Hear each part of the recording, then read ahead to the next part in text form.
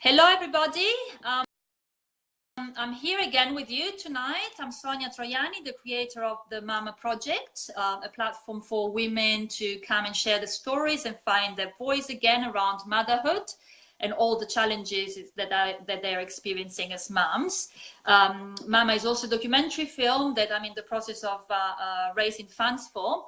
Something's gone wrong here with our live.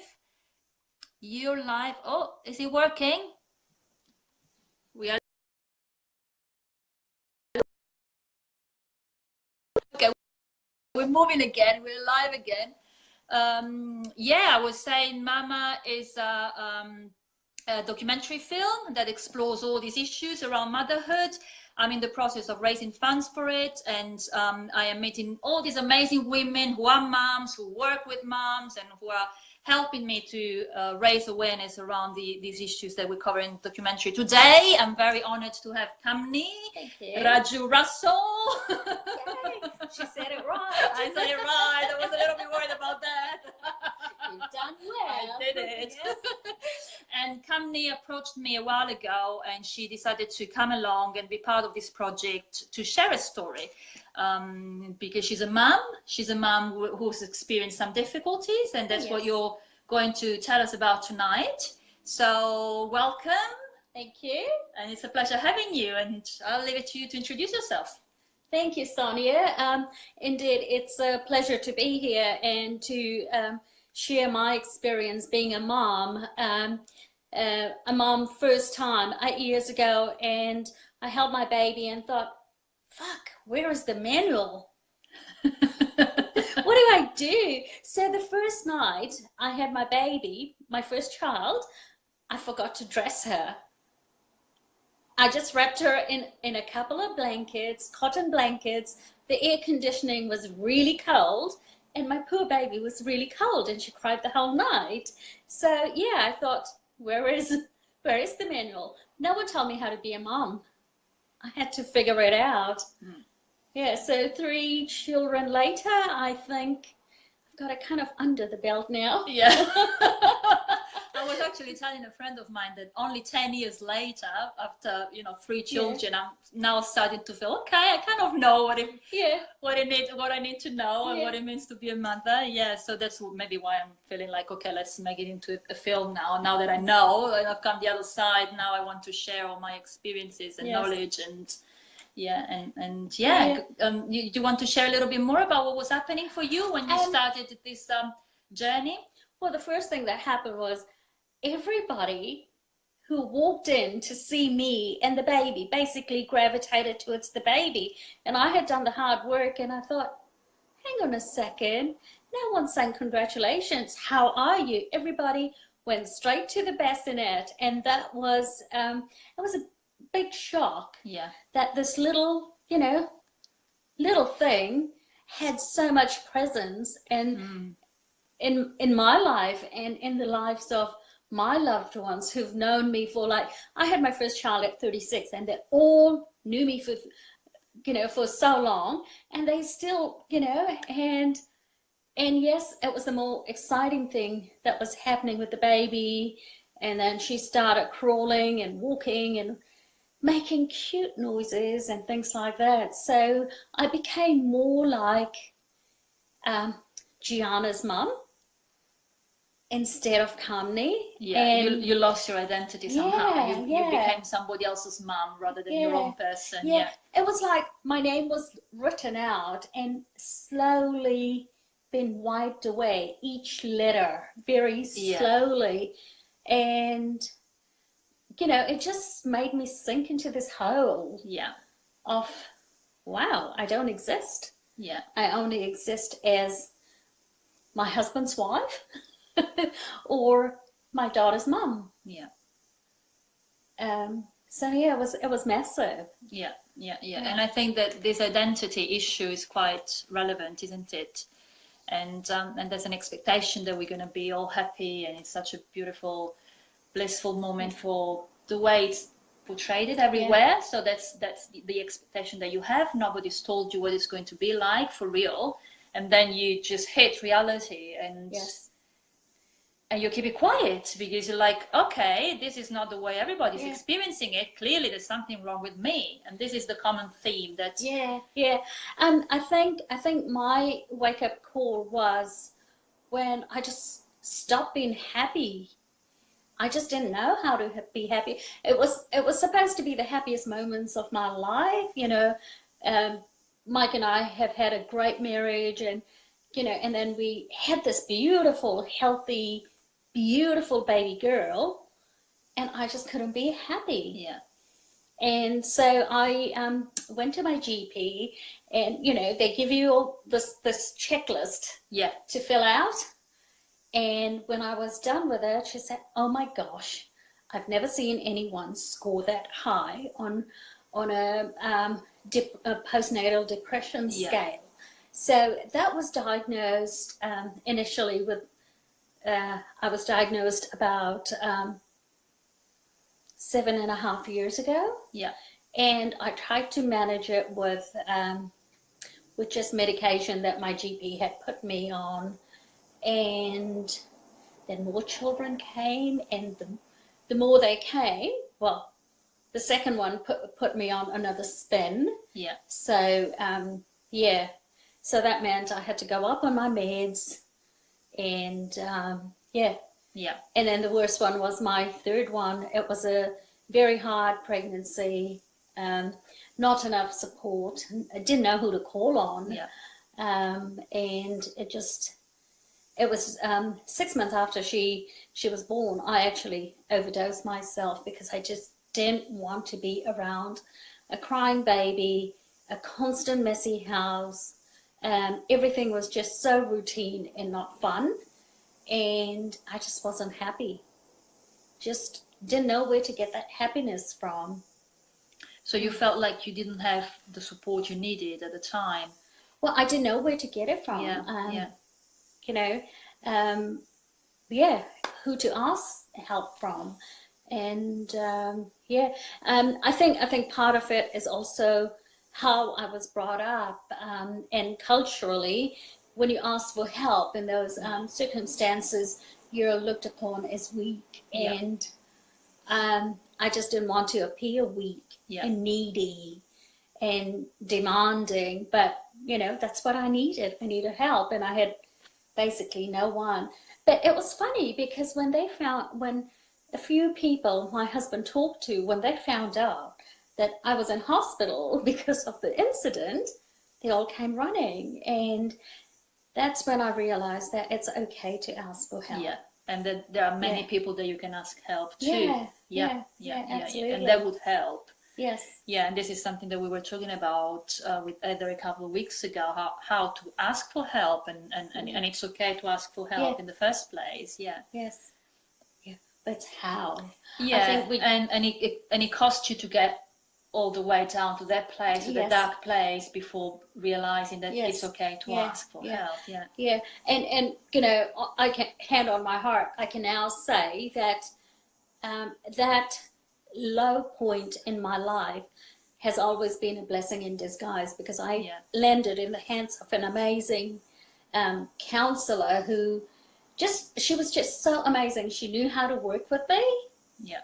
And then started helping me to peel the layers and basically resurrect me that was just encaged in these layers. And so it was an intensive 6 months therapy, and it was a sad feeling the last day I sat in her office, and I just thought, oh my gosh, I have to go out there. But she gave me a tool, and the tool was an email that she sent me. And in the email, she had written out a plan that we had talked about. And I still have that email, and I still read it from time to time to make sure that I'm sticking to that plan. Yeah, beautiful. Yeah.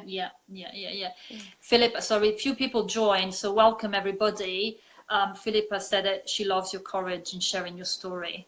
Thanks, Philippa. Yeah, that's really it takes a lot of courage. So thank you for sharing that, because I'm sure it's going to be so beneficial for many women to hear, yeah, things get quite Yes. complicated, but you can still find your way out. Absolutely.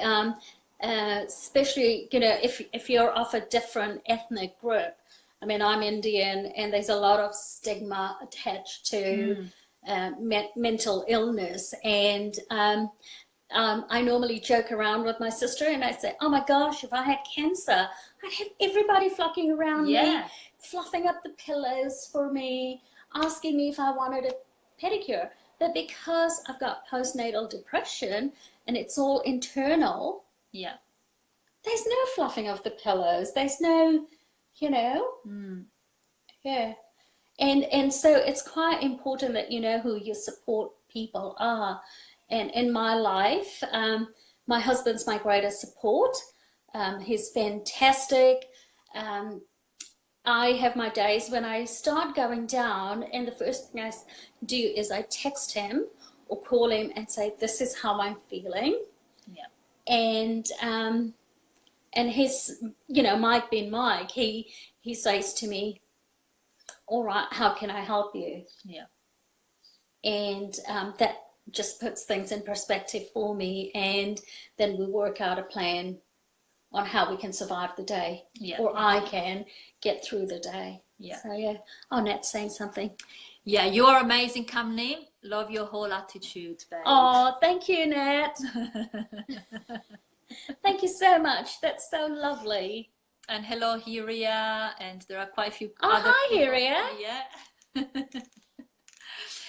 Yeah, it can be really, really difficult, but it can also be an opportunity for learning something about ourselves and come out the other side enriched and stronger. You said earlier before that it didn't kill me, so it must have made me stronger.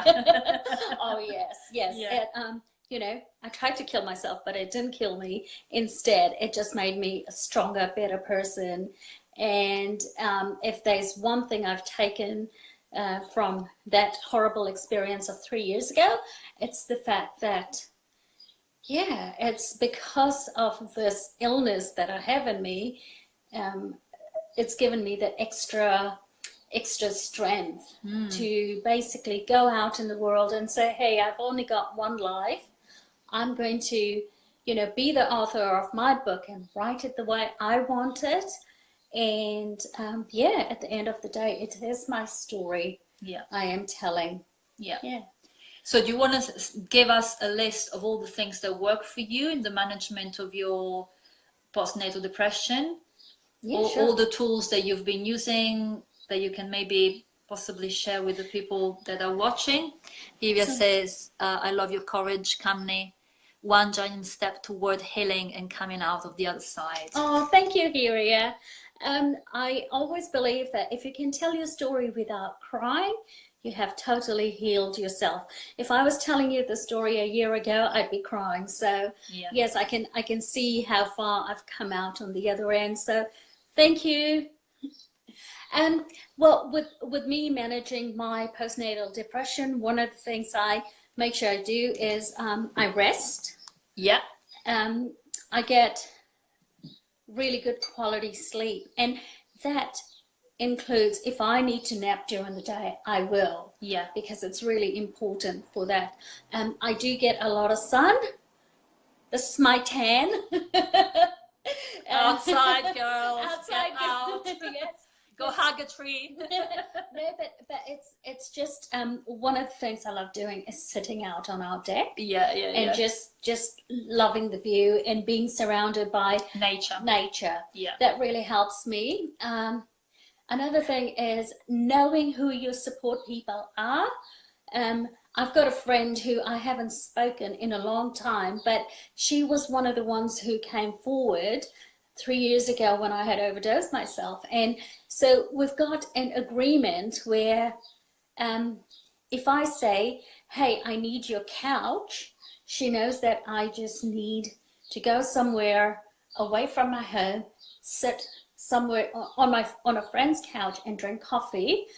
If you're watching, you know who you are. Thank you so much for being in my life.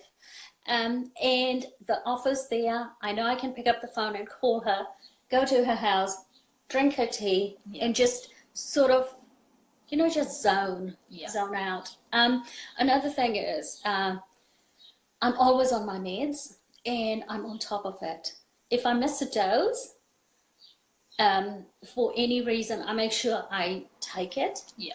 And it is really, really, really important. Yeah, don't mess around with the pills. No. Just be regular. Yeah. Really important. And clear communication with your loved ones. My girls know, they don't know much about depression, but they do know that, mommy gets sick sometimes. Yeah. And we're slowly talking to them about depression and, opening up, because we are a very open family. We talk about things. But yeah, just be honest with yourself. And if you ever feel like doing what I did 3 years ago, call someone. Yeah. Call someone.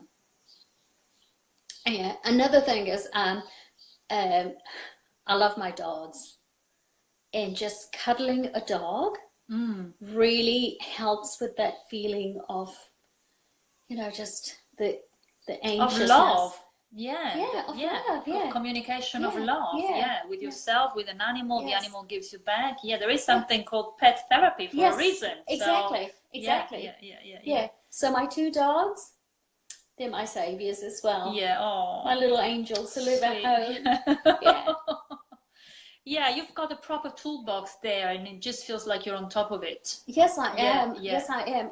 And don't get me wrong. There are days where I just feel like, oh God, this is hard. But it's a choice I know I have to make, whether do I want to be stuck there forever or move forward. So I work with a list, and even if I have crossed 3 things off a list of 10, that's my success. I have moved forward. I don't look at what I haven't done. I look at what I've done. Yeah. And that's my success, and that's my way of moving forward. Yeah.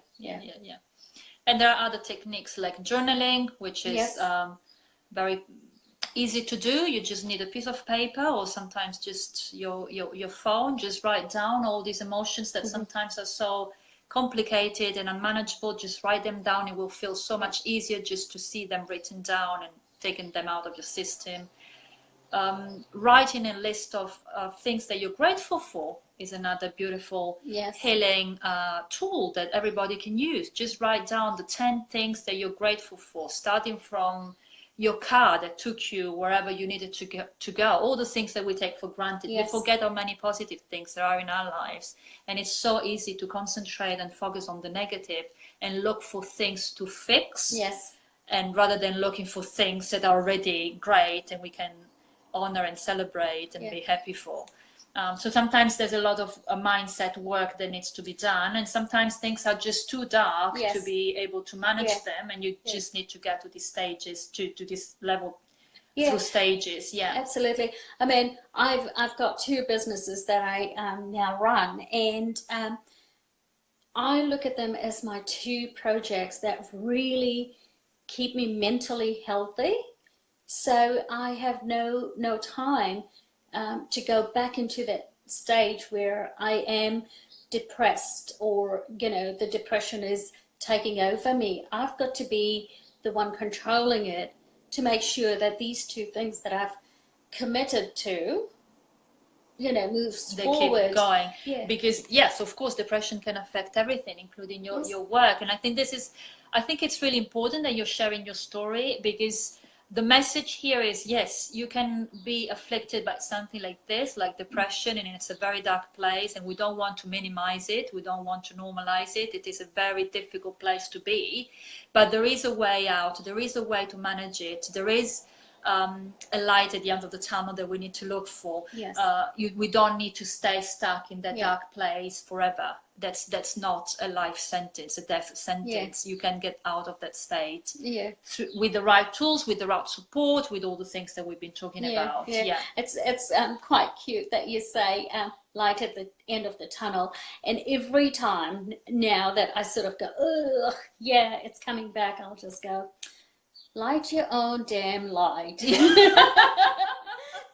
Do a bonfire at the end of the tunnel so you can see the light. So it's you know, a lot of humor to diffuse that situation, to diffuse the feeling. Yeah. And I think your sense of humor, I think that's a tool as well, isn't it? Absolutely. I really love that of you. You know, it's always there, and it's such a great resource for you. And Thank you. so just use your well of humor as well. Just go and grab something from there too. We've got Simone here who's thanking you for sharing your story. So much courage. I love you.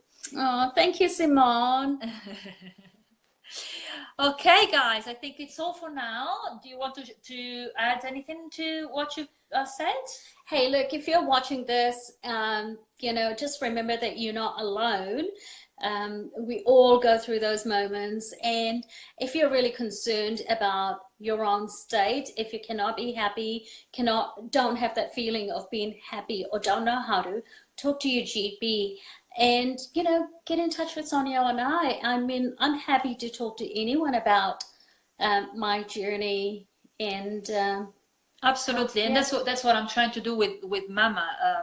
Obviously I'm a counselor, and there are other people that are from this type of profession in my team, and that's exactly what we want to create, a platform just to share all these tools that we're talking about, share the stories and help you through a rough patch, and just give you some educational bits here and there without going through all the process of starting therapy, or just to direct you towards the right people as well. So just reach out if you need, reach out if you want to help us with this project. As I said, we are still raising funds. Unfortunately, you can't make films without having some funds available, so that's the most important thing right now. So if you are a producer, or if you are somebody that wants to invest a bit of their money into this project because you think that it's relevant and it's important, please do. We won't say no. Get in touch with this amazing woman. Yes. And but just get in touch so that we can all connect as women, as moms, and help each other. Thank you very much, everybody. Sorry, I'm just... Hello, Wayne. Hello. Thank you for all the people who've been following us today. So I was just caught up in the conversation, and I wasn't able to say welcome to everyone, but I really appreciate the time that you have given us, and thank you for following us. Thank you for following me every week. It's now been thousands of people watching this video, so I'm really excited about the way this platform is growing, and how many women are coming on board. So yeah, thank you very much, and I'll see you next week with another really amazing woman. Thank you. Or man, who knows. Bye.